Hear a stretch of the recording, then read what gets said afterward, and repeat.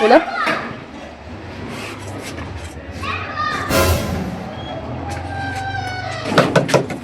Hello?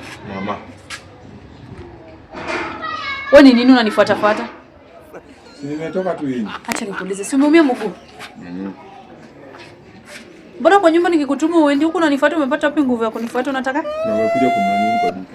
Si credit ama? Hebu kuja. Nikuje nini usongoje kwanza niweke kitu. Nani ananunua credit kama kuchunga ng'ombe za Masai sahi?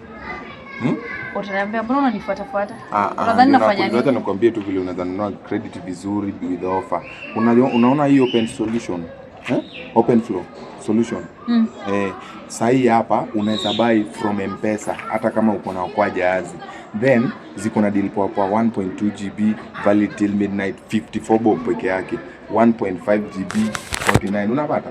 Then bado unaweza buy minutes 43 minutes. Unaona vile ziko na deal kwa. Na unataka kubuy credit kupiga nani? Ni watu wako wetu. Na umekuja kudu. Si credit peke yake.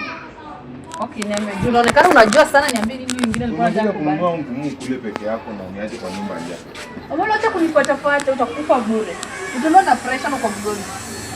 Rudi pumzike. Basi daktari alisema wewe ushajua hizo deal, si tuende pamoja. Wewe ukiwa unaweza kununua kwa nini? Historia ya kunifuatafuata sipendi hata kidogo.